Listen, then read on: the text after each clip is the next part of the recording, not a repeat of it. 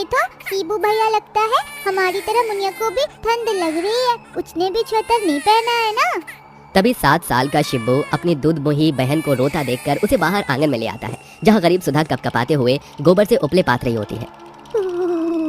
आज तो बड़ी ठंड है, ऊपर से ये बर्फीली हवा में तो आड़ भी नहीं लिया जा रहा। जल्दी जल्दी उपले पात कर अंदर चली जाती हूँ। सीबू, इतनी ठंड में तुम मुनिया को बाहर क्यों लेकर आया है? माँ, मुनिया को बहुत भूख लगी है, इसे दूध पिला दो। हमने तो 2 दिन से खाना नहीं खाया, पर इसे तो खिला दो।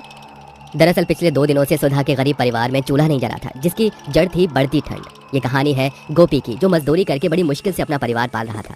परिवार में उसके बूढ़े माँ बाप, एक दादी, 3 बच्चे और पत्नी सुधा थी। इतने बड़े परिवार को कमाकर खिलाने वाला जब घर में एक अकेला हो तो कठिनाइयाँ बहुत बढ़ जाती हैं। गोपी का भी यही हाल था। इन दिनों उसके पास कोई भी काम नहीं, इसलिए पिछले 2 दिन से उसका परिवार भूखा है। सुबह से शाम ढल गई, तभी पिंकी भूख भरी नजरों से देखती है और पूछती है, माँ, बहुत जोर से भूख लगी है, बाबूजी खाना लेके कब आएंगे? बाबूजी खाना लेकर आते ही होंगे पिंकी, बस थोड़ी देर और। हे ईश्वर, दया करना, आज इन्हें काम मिल गया। पिछले 2 दिनों से माँ जी, बाबू जी, दादी जी और बच्चों ने कुछ भी नहीं खाया। आज ये राशन लेकर ही लौटे। तभी ठंड से कपकपाते लड़खड़ाए कदमों से गोपी अंदर आता है। अरे गोपी, आ गया तू?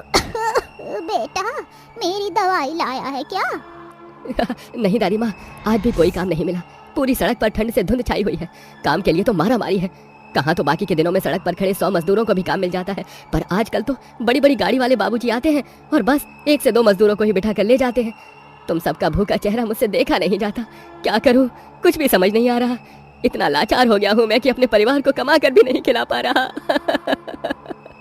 गोपी को इस तरह से रोता देखकर उसके भूखे परिवार की भी आंखें भर आती हैं। तभी गोदावरी उसका पिता धामू कहते हैं, अरे गोपी, रो मत। और ये ठंड का कहर तो हम जैसे गरीबों के परिवार पर हर साल गिरता है। ईश्वर की दया से हम अभी सांस ले रहे हैं। हाँ गोपी बेटा, वैसे भी इंसान होने के नाते सुख और दुख भोगना तो हमारे भाग्य में लिखा है। दुख में भी पूरा परिवार एक दूसरे को हिम्मत देता है, पर गरीबी के चलते उस रात उन्हें भूखा ही सोना पड़ता है। उस कड़कड़ाती ठंड में ले देकर उनके पास एक फूस की झोपड़ी ही थी और न ओढ़ने को कंबल, न बिछाने को बिछोना, जिससे पूरा परिवार पुले के बने एक चटाई पर ही कांपते ठिठुरते बड़ी कठिनाई से रात काटते। वहीं अमीर लोग अपने बड़े घरों में महंगे हीटर लगे क्वार्टर्स में नरम रजाई ओढ़कर सोते हैं। भूख से बेहाल पूरा परिवार रात भर सो नहीं पाता। तभी भूख से 75 साल की बूढ़ी दुलारी की हालत एकदम बिगड़ जाती है। हे ईश्वर! अरे अम्मा, तुम ठीक हो? तभी दुलारी एकदम से आंखें मूंद लेती है। धामू की आंखों से टप टप आंसू गिरने लगते हैं। अम्मा, अम्मा आंखें खोलो। हे भगवान, अरे और कितने जुल्म ढाएगा तू हम पर? बाबूजी, बाबूजी, बाबूजी तुम घबराओ मत, दादी माँ को कुछ नहीं होगा, इन्हें अस्पताल लेके चलते हैं।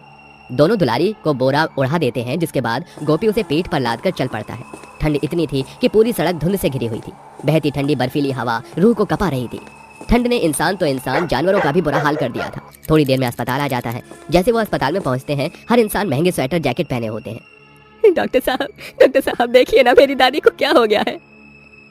अरे रे रे, ऐसे कहाँ घुसे चले आ रहे हो?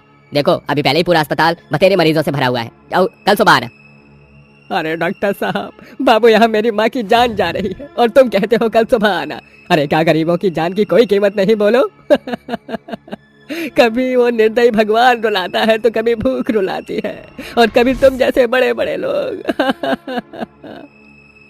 धामू के मन का दुख दर्द आंसू बनकर बहते ही जा रहे थे और डॉक्टर को उस पर दया आ जाती है, जिसके बाद वो दुलारी का इलाज करता है। देखो, लगता है माताजी ने कई दिनों से कुछ भी नहीं खाया है। बुढ़ापे का शरीर है, इन्हें अच्छे से खिलाओ पिलाओ, फल फ्रूट ज्यादा से ज्यादा दो। यहाँ हम गरीबों के पेट में 2 दिन से रात से एक दाना भी नहीं पड़ा है। जिसके पास खाने को 2 वक्त की रोटी भी नहीं, वो फल फ्रूट कहाँ से लाएगा? खैर, अभी ग्लूकोज चढ़ा है, थोड़ी देर में होश आ जाएगा। इन्हें अस्पताल से ही कुछ खिलाकर घर ले जाना। सुबह 7 बजे खाना आ जाएगा। रात भर घर न लौटने की वजह से सुबह सुबह गोदावरी, सुधा और तीनों बच्चे भी अस्पताल आ जाते हैं। तभी थोड़ी देर में अस्पताल के खाने वाले और दुलारी को खाना देते हैं। शिब्बू और पिंकी भी देखने लगते हैं। माँ, इस अस्पताल में तो खाना मिलता है। जब तक ये ठंड नहीं बीतती, क्यों ना हम अस्पताल में रह जाएं। कम से कम हमें यहाँ खाने को तो मिलेगा, हमें भूखा तो नहीं रहना पड़ेगा। शिबू की ये बात सुनकर पूरे गरीब परिवार का दिल निकल आता है। तभी थोड़ी देर में उन्हें डिस्चार्ज मिल जाता है और वो भूख से झुलसते घर आते हैं, जहाँ अपने दोनों बच्चों को भूख से तड़पता देखकर सुधा राशन के डिब्बे देखती है। एक अन्न का दाना भी नहीं है घर में, क्या बनाकर खिलाऊं बच्चों को?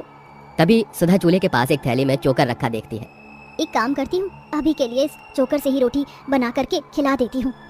वो बोलकर गरीब बहू उस दुख में भी हिम्मत करके अपने आंसू पोंछती है और चोकर की रोटी बनाकर अपने पूरे परिवार को खिलाती है, जिससे सभी की आंखों से झरझर आंसू गिरने लगते हैं।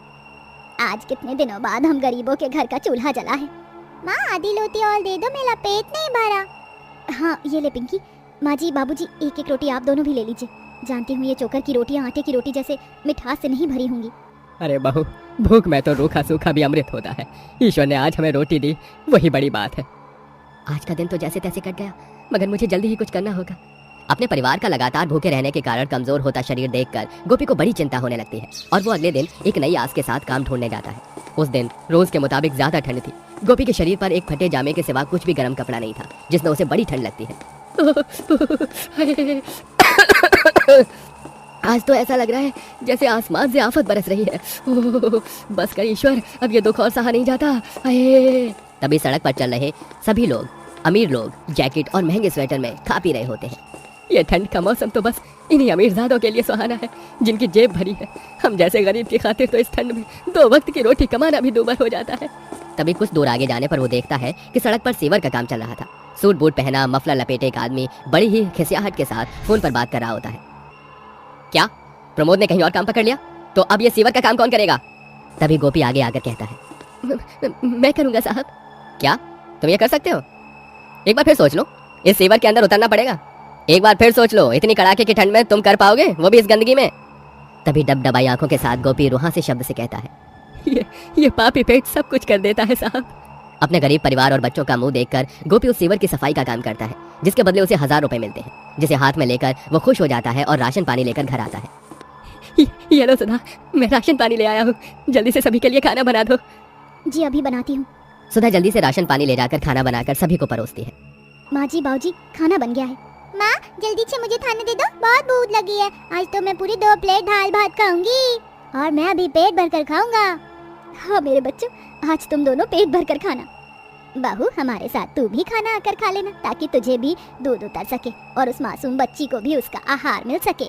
इस प्रकार कई दिनों तक भूखा रहने के बाद उस दिन उस गरीब का परिवार भर पेट खाना खाता है, जिसके बाद गोपी सर्दी भर सीवर की सफाई का काम करता है, जिसके बदले में उसे अच्छे पैसे मिलते हैं, जिससे वो अपने परिवार का पेट भी भर पाता है और धीरे धीरे उन सब के लिए स्वेटर और कंबल बिस्तर भी खरीद ले आता है, जिससे उन सबको ठंड का कहर भरा दिन और नहीं